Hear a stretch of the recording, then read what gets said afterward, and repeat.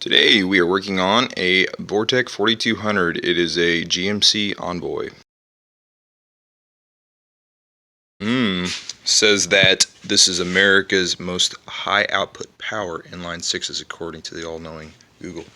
What we have is the water pump. See, water pump right there.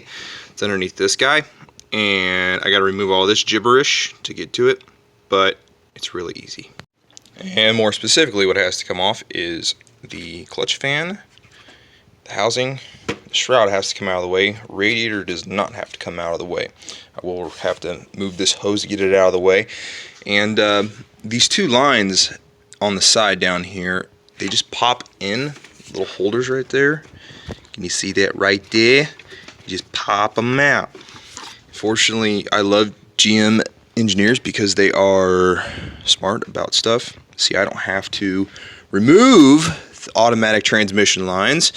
Just pop it out and the whole thing will just like that. Just like that.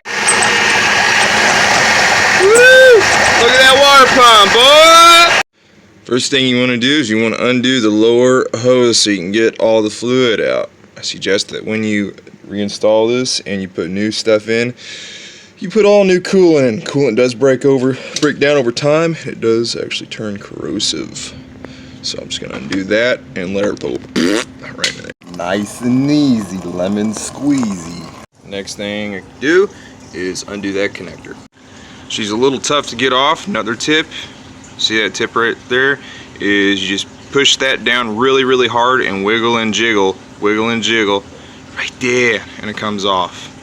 Still draining down bottom, so what I'm going to do is I'm going to pick this line off.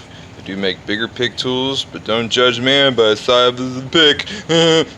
Actually, what I just ended up doing is twisting it really hard and eventually just popped loose. Easy enough. Next thing you want to do is you want to take off that right there bolt, and then that bolt right there. You can use whatever you want to. 10 magic millis. Ooh. Can't drop it now. Don't be dropping it. Alright, so all this is a cheater bar. Just stuck it on there. And there's a couple different ways you could do this. Fortunately, I have a crescent wrench laying around big enough to go on this guy. But not every single one of us has tools all the same. Probably like, hey man, what's the size of that crescent wrench? Which that does equate to 36 magic millis and a half, but 36 magic millis would also do the trick. A spinner wrench, bro. Give the program. You have a crescent Cree right here. Ah! Hey man, you sure this is the water pump, man? Yeah, meanwhile the whole thing's moving back and forth. I'm gonna use this here twizzling hot mama. GM. That means good money was spent on this here piece of equipment. Yeah, it look a little something like that now. It's like, hey, I'm gonna stick old crescent right here. Got her all lined up. I'm gonna pop it loose now. And I'm going to undo the belt right here. It's just a little 3/8 on the tensioner way down below. That's all it looks like right there. Yeah. Alright, I actually ended up getting this old bugger pumped off. I left me one bolt in there because me stupid flange would only fit on there with one bolt. I did end up busting it loose. I used this cheetah bar right there, my breaker, and then my little wannabe little spanner, and I wedged this guy right here up against this box, and essentially I was pushing counterclockwise with this one, while this one was wedged, and this one I pushed with me hand, and lefty because it's counterclockwise, and yeah, lefty loosey, and pop, off she came, and now she's nice and loose. I'm having an awesome time removing all this. Yeah, Alright, so there are a couple different ways you could do this. One way is GM's way, is you take this whole front thing off. It's a lot of work, a lot more into it than I want to do. Another way that some people do it, since it's someone else's car, I'm not going to do it, is they notch it out right here to get around the filler neck.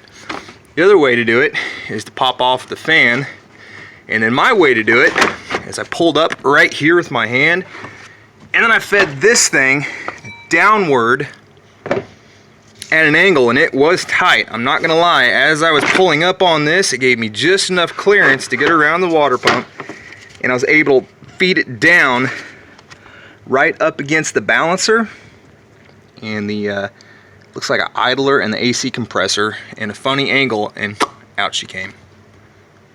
Yeah, buddy, to my knowledge, I'm the first one to use that method. I've seen other guys doing the fan trick, taking off the fan. But as far as I know, I'm the first one to make the pulley go down like this. Again, to show you. It was on like that. I can't get it off. Yeah, that was my problem too.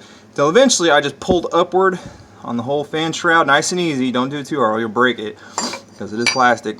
Pull down and then go kind of like that. And then pull it out. Yeah, man. And then rest is really simple. 10 millis, and I think there's a bunch of bolts down there. You could figure out how many there are. They're like 5 or so. Looks just like that. It's GM's red coolant. And then this.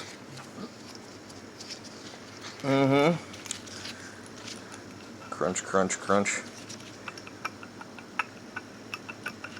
Yep, alright, well, get her fixed. 260,000 miles later and the water pump goes out. I mean, what else do you want? It's pretty much the full life of a combustible engine. Alright, make sure it's nice and cleaned up and there's no water residue around the outside of the flange right there. Then we come over here, directions say, position new gaskets after coating them on both sides with thin film of sealer. We have a thin film. It's probably a tad bit too much, but not too bad. Not too bad at all. Just like that, be both sides, eh? Then you just press it down just like that. Yeah. And it appears the nipple, the bevel side, goes toward the engine block. There you go. Little bit goes a long ways. Number 3. Let dry for 1 hour, then tighten to torque specifications, which if I had to guess, it's going to probably be somewhere around 30 foot-pounds. Number 4. Allow 24 hours to fully cure before filling with fluids or returning to service. Well,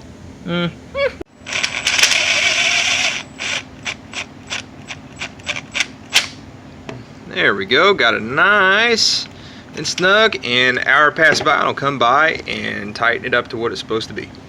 Make sure you're doing the start pattern, no different than when you're doing a tire. Dink, dink, dink, dink, and so forth. You get the idea. Right there is the numbers if anyone really gives a hoot on this guy right here. Yeah. And I'm actually going to put this back together differently than the way I took it out. I'm just going to put this on right now. Another little tip, some blue thread locker is not really that bad of an idea to go putting on these here 4 bolts. It is a rotating moss. That's up to you though. Next thing I'm going to do is put the old stretch back on. Voila, 17 back into place. I just wanted to point out that when you're putting this back in, make sure that these little plastic dowels go in that hole from the shroud. That's just the way how this thing is designed. Make sure you put it back. Looks like a job well done to me, eh? Yeah, buddy.